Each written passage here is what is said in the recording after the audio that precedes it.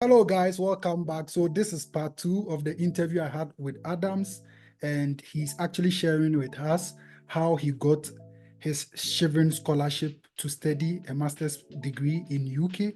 Out of 75,000 applicants, he got selected to pursue his master's in UK. You want to stay tuned and subscribe to this channel if this is your first time here as he continues his journey with us. Thank you very much, Prof, for today's session and for today's continuation of the part 1 of the video that we did. So now I want you to run us through your interview stage when you were notified that you've been selected or you've qualified for the next stage. How was the feeling like? Well, I don't know. Like, I wish I can teleport myself back to that day, because like I never envisaged I would even get interview later. I was just so when I got it, like I was kind of dead for a while. I was just lying on bed. When I opened the email, I saw it. You know, when they sent the email, it's from Chevening Secretariat. So when I saw the thing notification, like, wow, I'm getting my rejection. Not qualified to the next stage. Sorry. When you are rejected, they'll just tell you, we are sorry to tell you that this year a lot of candidates and is highly competitive. Well, they'll just talk to and say, we are sorry that your application will not be forward or continue to the next stage. So I was thinking that's what I'm going to read. So I said, after all, no harm. Let me open it and see. When I opened it, the first thing I heard was, congratulations, Adam. Your application that you have they always use that you have impressed the reading committee, blah blah blah. So we are happy to inform you that your application is being moved or progress to the next stage, which is the interview. Professor, I was lying down there for like 15 minutes, like nothing, like I'm dead. Like reality or is something that I'm dreaming. Through your pulse. Life lessons for some time. Like I've gone off. My soul moved away to a different planet for some time, then came back again. So actually the feeling for some time I was buzzing with.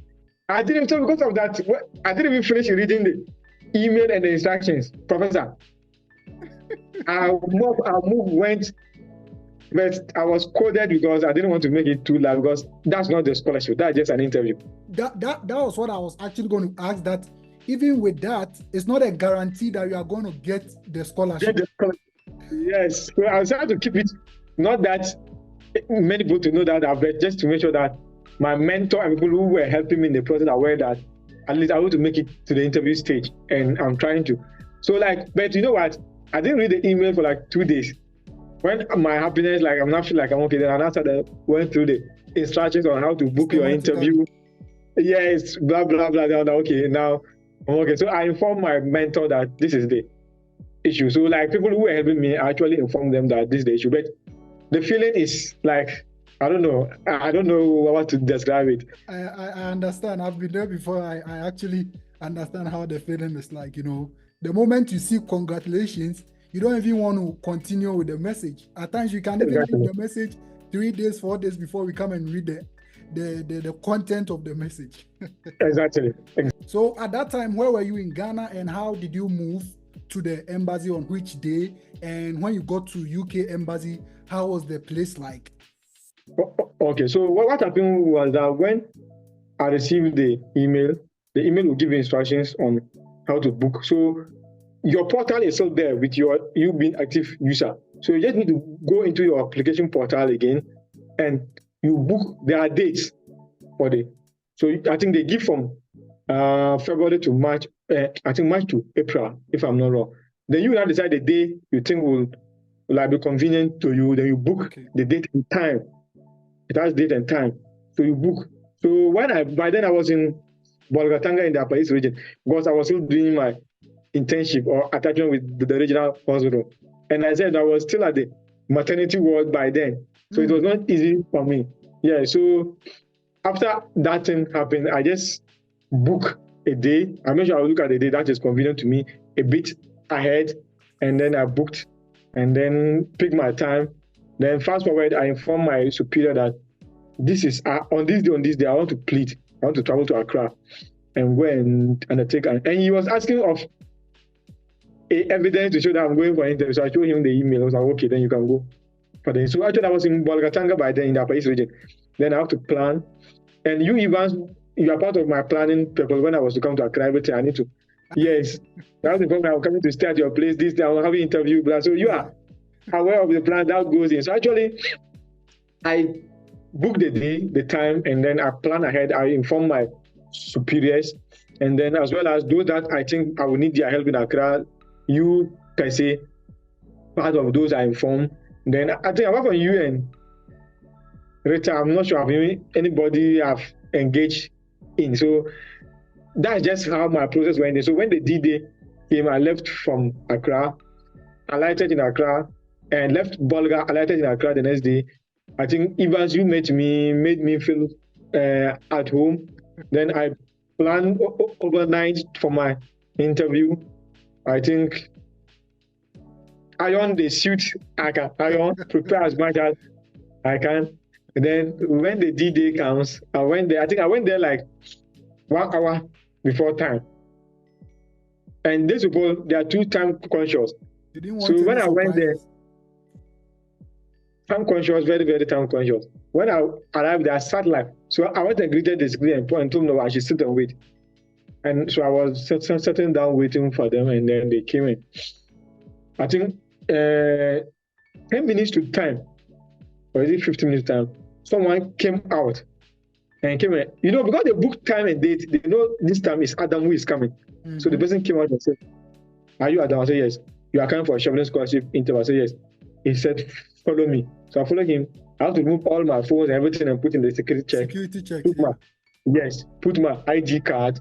Then I moved. So the guy was very friendly and kind. So when I go, he was interacting with him. Told me I should feel comfortable. It's not going to be a discouragement. So if they ask a question and I can't hear them, I should just tell them to pardon me. They will repeat it. When they ask me a question, I should relax. I shouldn't rush in answering. I should take my time, synthesize the question, analyze it, and then make a good output. So like we're discussing, and he told me, I'm prepared with all about my essays, because people give their essays to people to write.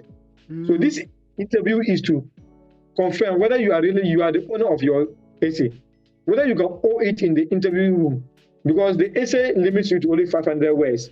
But this time you are given time to elaborate it.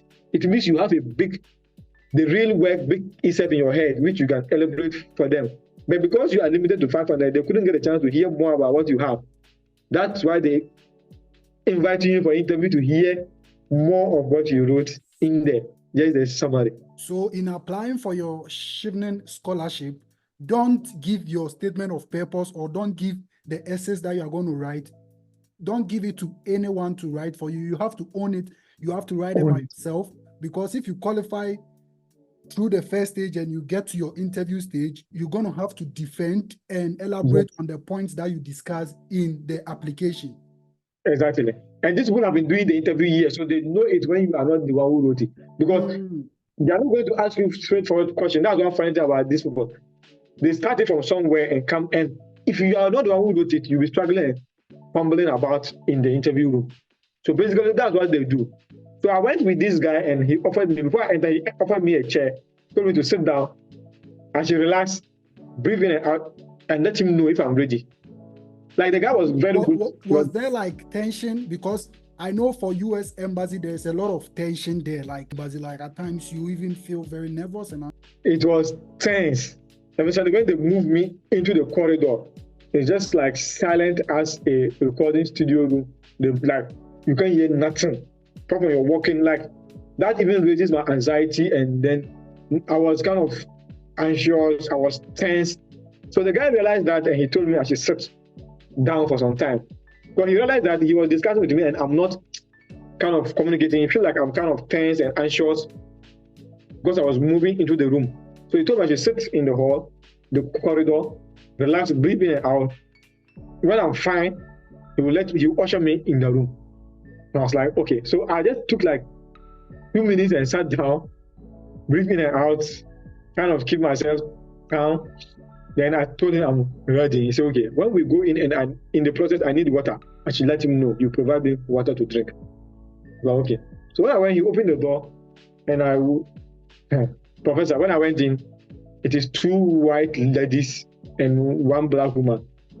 So I was like, this English, how am I going to be understanding what they are saying? Yeah, but they speak very fast. Yeah, they speak very fast. So I was standing and I greeted them. They responded and gave me my seat. So I sat down. Professor, it was a grilling of about 45 minutes grilling. 45 minutes of interview. Yes. They want you to own your, they want thoughts. to own your, yes, they want to see how you can, and you have to be looking at them. Actually, before the interview, my mentor did something good for me because he organized a interview mock for me. Mock session, yeah. Yes, for me too. Because he has been there before. He structured some questions, how to be everything, and then he was. So we did it over and over again to get used to the. That's why I said I've lost a great person because like he has been there for me all through. May so rest in peace. Yes, so he organized mock. I did mock about 3 times with him before the interview itself. So I was kind of confident, but no matter how you are confident with interview, you will surely be tense and anxious. Yeah. So I entered there and then 45 minutes. Look, they can load like 4 questions at once. I remember some of them, I came out of the interview, I remember that I've even missed those questions. I didn't answer them. Like they'll give me like 4 questions. I'll answer only 3 or 2 and forget. It was after the interview, I remember that this question I was supposed to, and I was like, okay, I'm done. So it was 45. Yes, 45 minutes of grilling. This one will ask, someone will ask, someone will ask. And funny enough, when they're asking you, they have your essay in front of them in their laptops, the 3 of them all, and your application. So they know what they are talking about. They know what you wrote. They know everything about you. So they are asking you. So if you are messing up with those things, they know that no, you are not the right person. You are not genuine. You are not genuine. So I went for 45 minutes, finished, and they told me that they want to inform me that unfortunately they have exhausted all their questions. So the interview has come to an end at this stage. So do I have any question for them? Well, I tried. My mentor told me that sometimes they want to see how you think, when they throw that question to you. So what do you have? So I also told them that, okay, I have a question for me. They asked me, okay, I should ask them. I told them, I'm a local champion. I've never left the shores of Ghana. Yeah. I've not gone to. So, and here's the case, moving out of your country to a different country, whether there's some culture shock you may experience. Yeah. The weather, everything is going to be different. Yeah. So you're going to experience this culture shock. So if I know I'm going to qualify for the scholarship, or I'm going to be awarded the scholarship. So if I'm awarded, what are the sort of things they have in place to help us pre-departure to when we go there to adjust with the weather, the culture, the food, and everything there? Wait, I love this part. So it means after you were grilled for 45 minutes back-to-back interview questions from these 3 people that you've never even met before, where they are even coming from is even different. They are not Ghanaians that you can actually relate with. Even how they speak was a bit different. After the 45 minutes interview, you told them you had a question for them. And yes. How can one prepare, or how can one be prepared to go to a state or a region where the person hasn't been before, where language can even be a barrier, cultural shock, and some racism and all that? You posed that question to the committee. Exactly. I posed to them that was very strategic. Yes, I thought I've never left the shores of Ghana, so it's going to be something new to me. So they, as a scholarship scheme, what do they have in place to prepare potential scholars who have been granted the scholarship to prepare themselves before moving in there? And I opened a new kind of discussion altogether in the hall. Professor, they were like, oh, okay, that's right. We understand your problem. So, like you said, we'll put it as part of our recommendation to put. Professor, it opened a new topic for discussion there. And it gave me that joy that I was able to put something in there to like also make an input, and then like they feel like, okay, you are thinking kind of, you kind of Yeah, So and you're they told thinking me, outside oh, the box. It's not just yes, you coming there to be interviewed and that's all. exactly. So they say, oh, it's true. What I've said is really true because people go there and then they experience culture shock, blah blah. So they will make sure this UK embassy put in a committee, put in some people programs to prepare us, sensitize us, make us aware of how to manage our lives when it comes to mental, weather, culture, food, how to get food, where to get before we even leave the for the UK. So they made it known to me. I was like, okay, then I'm fine because and they were laughing. They would say, why am I calling myself a local champion? I said, yes, I've never left out of the Ghana before, so I'm a local champion. So even that term, local champion, when I use it, they all burst into laughter. Like, So a bit of humor. Humor. So it creates in the room and a kind of relief for everybody to conclude the interview and boost your chance of making it in the final stage. So, Professor, that's how my interview concluded. And I picked my bag. We are back to your place then. The next day, back to Balgatanga again. So fast forward, you gone for like your interview, you are done. Hopes are high or low, you don't even know. And what was the time frame they gave you? Like you were actually going to hear from them? Okay, I did my interview in March. So they say I will hear from them between June, July. Mm-hmm. So actually, me per se, I did the interview, but frankly speaking, my hope was between middle and low. I was not having high expectation because of the number of applicants and the number of people. Yes, because even currently, our cohort, those I'm with, people who have tried for the second or third time are more than those of us who tried for the first time. So I was not having hope at all that, but I said I've given my best. So that's all what matters. So, Professor, the timeline was, so you can imagine you have to be waiting anxiously with this from March to June or July. Hoping every time you see email, you open your phone to check with this. 4 to 5 months is a lot.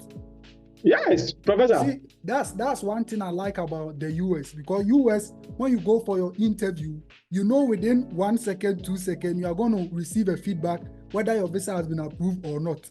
So normally with the UK and Canada application, one thing I really didn't like about them, and that is why I didn't really apply to schools in UK and Canada, was because of how these people can make you wait before you hear from them with regards to your visa being approved or something. Because US, you just go to the embassy, sorry, your visa has been denied, sorry, your visa has been approved, and you just know that day when you go for your interview on Monday, that same Monday, you're going to know whether you are going to be approved or you're going to be rejected. So, Professor, fast forward, I know this is going to be a wow moment. I know you were rejected after your interview. How was it like? Yeah, so actually it was June. Interview results start flowing. People are getting results. They have been awarded scholarship, Chevening Scholarship. I was waiting and I think they do it country by country. They move country. So I was on a large WhatsApp page where other country applicants were there. So people were pouring their messages and other things, including the page that my mentor had with other people from different countries like South Africa, Nigeria, Namibia, Kenya. He was mentoring people all across Africa, not just in Ghana. So people were giving, I was waiting on Professor then. Unfortunately, one Saturday afternoon, I slept and woke up. I saw emails, I checked, I saw Chevening. I was anxious over it, like, should I open this email? Or I should not open this email, because the news can be good or bad. Mm-hmm. When I opened, Professor, it was a sad moment, because they told me that but what gave me hope was that they told me that thank you for your government interview, blah blah blah blah. But we want to inform you that you are going to actually they didn't reject me fully. They said they are putting me on reserve list. So you were put on like probation or like conditional? On reserve list. Yeah. I was kept on reserve list. They were saying that sometimes they don't know like the funding that is going to be made available for their scholars. So they will do preliminary selection of some people. They will put some people on reserve. When there's enough funding, then they will hook those of you on the reserve list into the main scholarship. So I got this and I told them that they are sorry that they will put me in reserve list. And by then I've had admission. The 3 universities all have applied, Charlie, with all of them chasing me. And because I already informed them that I'm a Chevening scholar, they give you time. You won't pay deposit fee. They'll give you time. So when the scholarship awards and you win it, then you tell them. If you don't win, fine. If you can find us, if you can't find yourself, fine. So now the universities were chasing me to submit, and they are putting me on reserve. But they told me that the scholarship committee told me that I should submit the schools that have had the admissions. So in case of funding, more funding is available and they want to put me in the list, it will be easy for them to process. I was like, actually, I didn't want to. I was like, because this scholarship, only 30% out of 750,000 get it. So there's no way you put in reserve list and you will get it. So you applied for 3 universities, you got into all of them admissions. You are now waiting for your scholarship from Chevening. Scholarship to use, and then but they're telling me about reserve list.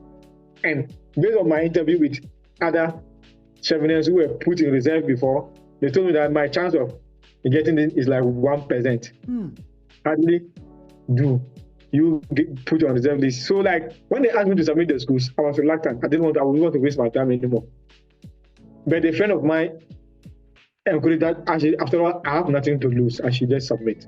So I did the school. So I think the thing came late June. Then I didn't hear from them July. So what happened is that if you put on reserve list and you won't get, they won't tell you anything. That's all. If you get that, they will tell you that you have been upgraded. So I think August, I was there again, and like I saw another email. I was like, these people, you won't give me scholarship, you are just sending me email, and they want me to do a survey or something. I said, oh, they should go away there. I will not even bother. Then late night, I came back. I said, let me relax, sleep. Let me just check what it is. Professor, when I opened the email, they told me, dear Adam, congratulations. We are happy to inform you that you have been upgraded for the Chevening scholarship. Professor, you couldn't sleep. I was sure. But like 3 days, I was like hyper, couldn't sleep. So I was just like, God, what is this?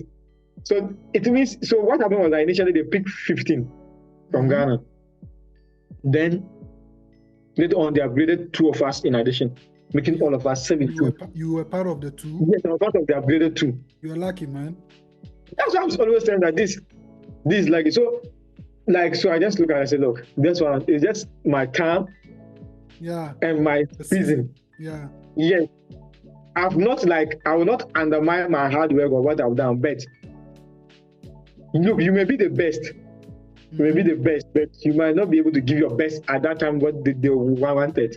That's one thing I've realized about this school application and graduate school, getting funding and scholarship. It's not about how intelligent you are. It's not about how knowledgeable you are. It's about how smart and how you put in the hard work, the consistency, dedication, determination.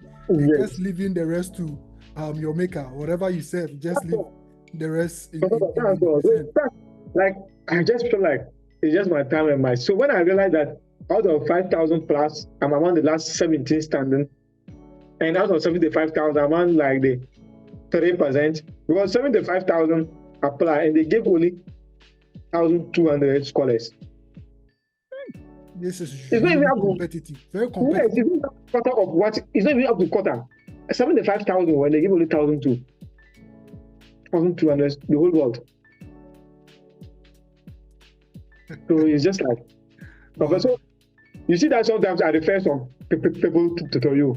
Yeah. When they come, I look at them and I realize that they can't catch up with the rigorous nature of scholarship for UK in Chevening. Yeah. So I'll tell them that try graduate assistantship in the US. It will be better off, because look at you, if you joke, you are not going to be able to. You're just going to stress your one thing, waste it for nothing. And most of them who come to me, they don't come to me for Chevening scholarship. Actually, they come to me because they want scholarships in the universities themselves. But UK universities, it's not easy. They don't have graduate assistantship. They have scholarships. So they look at the best CGPA. So you are competing against people with 3.9, 3.8. Oh. Even your 3.7 will not get you a scholarship in the universities, their scholarships. And some of them too have a lot of work experiences and publications that you don't even have. You have. And look, they don't go beyond because you can have scholarship for only like 15 people in a university. And you're competing with people around the world who are applying. And 3.7 GPA could have, professor, you make the cutoff point. They want 3.8, 3.9 there. So when someone comes to me and I'll tell them, like, either you go for Chevening, which doesn't look at CGPA, and you need to put more work as more than, or you can try graduate assistantship in the US. It will be better because if your CGPA is like my own second class upper or second class lower, I will advise you to apply for UK school scholarships. If you are going for Commonwealth, fine. Commonwealth share, fine. Erasmus Mundus, fine. Chevening, fine. But for main school scholarship, without a GPA of above 3.7, forget it. I'm not going to make it. This is very, very insightful, and I think yes, people are going to learn from. So you see that sometimes I refer some people to you. Yeah, sometimes, because they come to me, they're not interested in Chevening, which I can mentor them. They're interested in school scholarships, and I know how what school scholarships. Yes, very competitive, and I know your CGPA. I don't want to waste your time for you to go through those things. You are not going to get it. So it means that the Chevening scholarship, once you get it, your accommodation, your travel, and your stipend, everything is going to be taken care of. You don't have to go. I know US, mostly you have to pay for your flight ticket. And also when you get here, although you'll be given a stipend, out of that stipend, you'll be paying like for your rent or your accommodation. Is that the same for Chevening, or Chevening is going to take care of everything? Okay, it's similar. They share some similarities, but what happens is that with the Chevening, they give you flight ticket from your country to your destination. Just tell them when you want to go to the UK, and they'll process your flight ticket for you.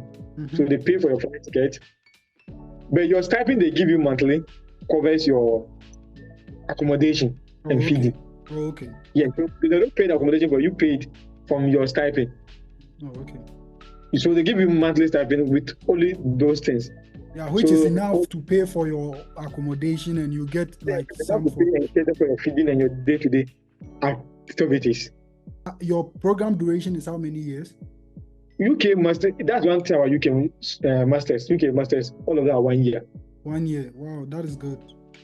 UK masters is 1 year compared to US, which is 2 years, and UK PhD is like 33 years compared to US, which is like 4 years. Yeah. Yes.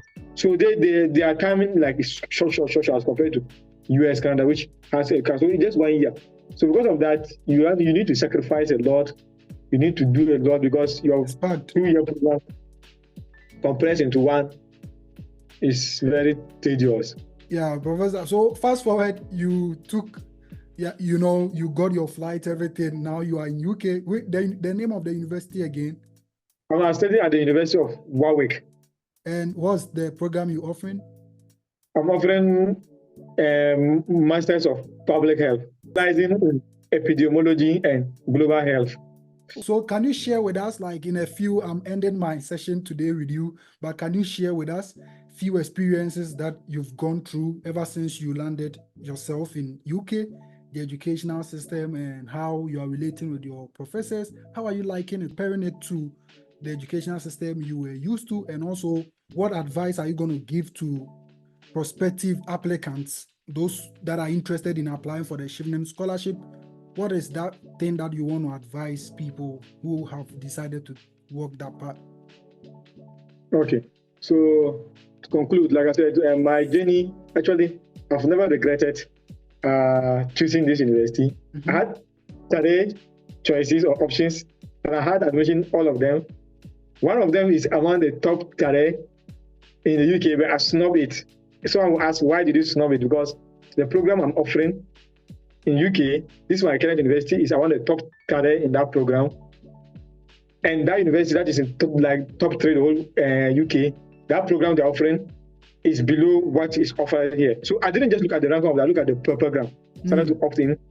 for this. So actually, I've not regretted. And UK, we have what we call Russell Group of Universities. If you want, I think there are 14.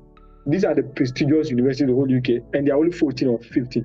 My university is part of the Russell Group of University. Wow.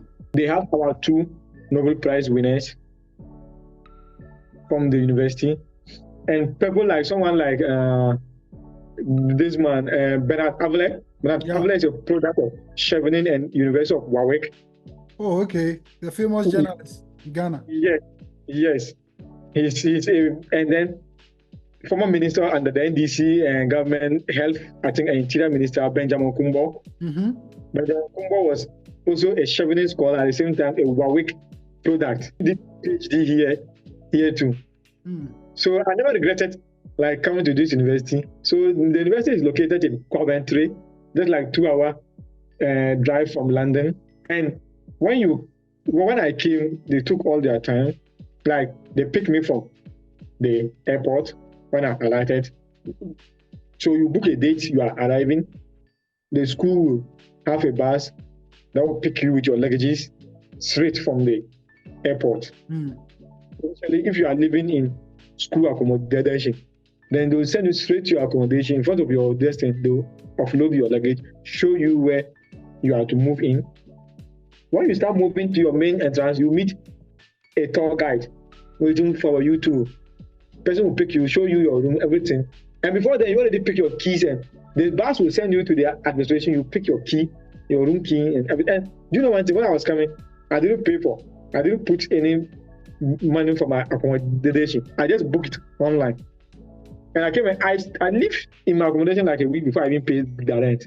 I just booked. When I came, my data was already there. They just give me my key.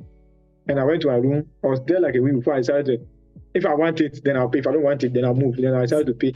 So, and the university offer, like, when you come, they have the time to organize scholars all across the globe from different scholarships, Chevening, everybody. And you network with other scholars. I had the chance to meet the mayor of my city, interact with him, took pictures with him. I'm not sure in Ghana I would have been given this chance to interact with him. No. Don't even go there. Yes. The vice chancellor was there, interact with you, take pictures with you, everything. Like you one-on-one, you are there, they will ask you your experience. Like, so I was feel like, oh. And Professor, when we came, before we start, they make sure they are building up your knowledge, your skills. We have what we call transferable skills. They teach you how to effectively use Microsoft Word, how to use PowerPoint, how to use Excel, how to use Art Studio, how to use SPSS, Python, just to build up your destiny foundation before you can start. And look, we'll come to lectures, and sometimes the lecture is full. The course director of the head of program will go and pick a chair on his hand and come and give to a student. The student-faculty relationship. Very excellent. Excellent today. I'm even adding very excellent, because like you are like, they take you like a brother, not like a boss and subordinate kind of thing. No. So when you come, they just tell you, don't call me doctor, don't call me professor, just call me my first name. This. That's all. And they don't want you to. And look, they communicate with you, they sit with you. Break time, I sit with my course director, who is a professor. During break, he buy meal for me. He anytime he's coming to class, he bring biscuit, cookies, toffees for the class. So if there's break, everybody go out for lunch or snack and you are not going, he feel like he goes to buy meal for you. He has sent me to the cafe about 3 times to buy me food. He even invited me for another one. I refused to go. There's a rapport. Exactly. And when there's an advantage of anything, they will announce it. If you want to take it to build your. So we have what we call a teaching assistant here for people who want to volunteer. If you want to build your own public speaking, you take it. So when you communicate with him, he will announce it. You come, he give you the model, you learn, you come, and you teach not just postgraduate students who are teaching, not even undergrad. Postgraduate students who are there, your colleagues, but they don't know you are even a postgrad. They think you are a PhD student or something. I'm not sure Ghana I can do that kind of thing. I know my people. I know Yeah. my people. Before you even go to the last advice, like you give to prospective students, like what can you say about like this program that you chose? And so far, I know you just like 5 months into the program. How do you see this program helping you build your professional and personal development? Okay. I think I've just been here for like 4 months, 5 months, but what I've learned or what I've been inculcated or I've imbibed in me, it feels like for the past 10 years in my education, like I've not learned anything. Because I've been taught practical application of whatever I learn. I just don't learn it and get up with my books and bag and go home and they will do quiz assignment, exam for me to go and write. No. They taught me how to apply each common thing I'm learning in class, which I've never even knew when I was in Ghana. How to do it, how to apply this, how to connect this to real life. Before we close,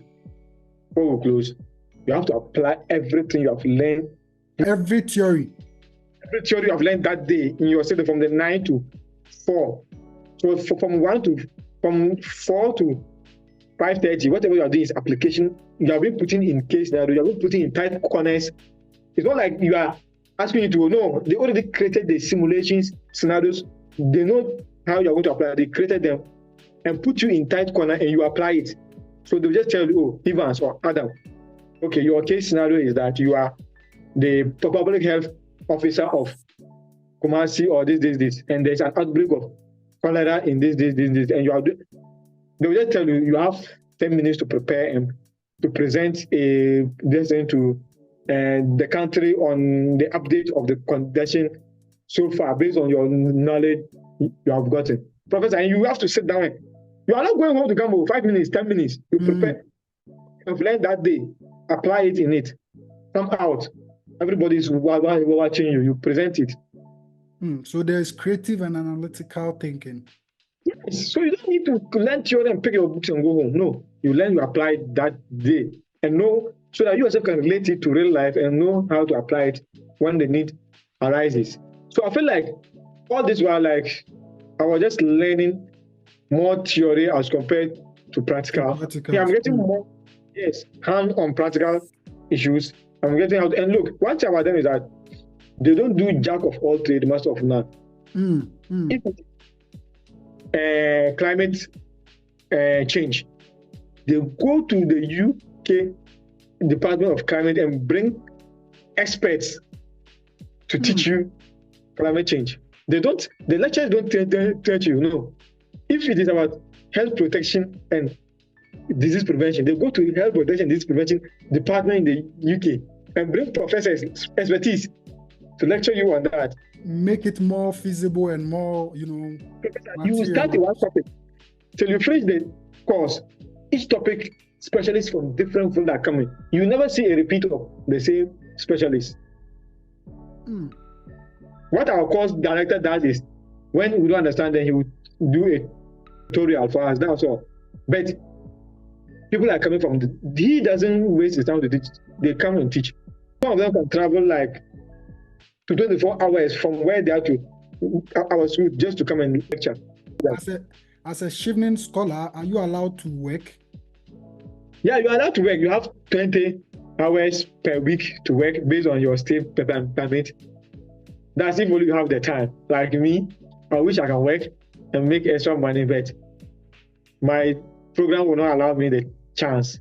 Some people are doing some like online lectures and face-to-face, which is helping them to do part-time job. But my own, they already informal that there's no online. Everything is face-to-face because it's a STEM program. It's a practical base. So you don't do any online. You are just coming face-to-face every day. So I don't have that time that I can use to work. So basically, but you are allowed or permitted. I have my national insurance number, which I can use at work, but I can't work because I don't have time.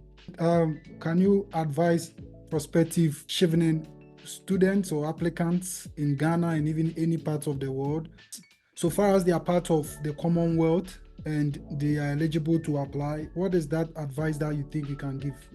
Okay, so the advice is I'll just give you if you are aspiring to apply for Chevening, Commonwealth, Shell Commonwealth, or whatever UK scholarship is that, you need to start today, start now. Don't wait for last minute when the portal opens before you start gathering your documents. Well, it's going to be difficult. Like I said, even recommendation I struggle to get. You might not be able to get there before the deadline close. So you start now, strategize, start connecting to Chevening alumni.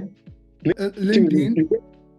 Yes, LinkedIn. Okay. Most Chevening have their this is Chevening dancing on their profile. So if you go there, you get people who are alumni of Chevening.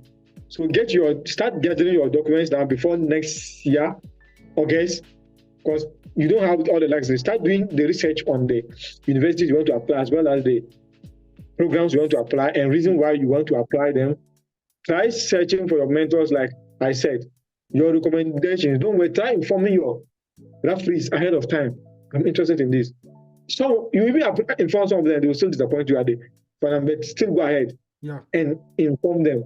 And then just make sure you sacrifice some of your time. It's either you are all in or you are out. You can't put one leg in and one leg out. Yeah. You are not going to make it. Just make sure you put all your best in the scholarship. And if you have any issue, I think when you contact Evans and he feel like he can connect me with you, I'll answer any question that you think you have. But as an aspirant, start preparing yourself now. And you don't need to be a big successor, a big person, achiever before you can apply Chevening. In that small way, whether you are, like as a class prefect, whether you are a house prefect, course rep, just the change you are able to make in your own classroom anyway qualifies you. They don't want people who achieve it. It's like the military. They don't want to, when you are already builded with muscle, they want to pick you and build you and groom you to where you are. Just show them a glimpse of your potential, and then you'll be given the chance. So don't be scared and say, oh, because people have achieved a lot and they are getting it, no. Just go for it, prepare, gather your documents, get mentors, pre-inform your referees, and then start preparing. When the time comes, hopefully your hard work will pay. Thank you. Yeah, thank you very much, Professor. Can you share with us, do you have like any handle that people can actually, I know you are very active on Facebook. What is your Facebook handle? Okay, I'm very, very active on Facebook, like Ivan says. So you can just get in touch with me with the name Machiavelli Adam, Machiavelli with K, not CHIA. So MAKAVELI and Adam. So my Facebook name is Machiavelli Adam, as well as my Instagram. Nowadays, I'm using Instagram because I realize here people are using Instagram more. Yeah. So it's the same name, Machiavelli Adam 2 on Instagram. So in any ways, I'm trying to resurrect my LinkedIn account, but for now, but for now, these are the two social media handles you can get in touch with me. Either Facebook, Machiavelli Adam, or Instagram, Machiavelli Adam. Each of them is same name. Thank you, Adams, for honoring this invitation, and I'm really glad having this interview with you. And I must say that you actually did well, especially winning a scholarship, full-funded scholarship from UK out of 75,000 applicants is no joke. And guys, if you are here and you have any doubts or any questions, you can put them in the comment section and I'll be glad to answer. Also, like Adam said, you can actually follow him on all his platforms and you can ask him any question. If he can't help you with any of your questions, he will actually direct you to me. And also you can follow me on my LinkedIn, Evans Asante Japan, and all my social media platforms. Subscribe to this channel. Thank you very much for watching this video. Bye.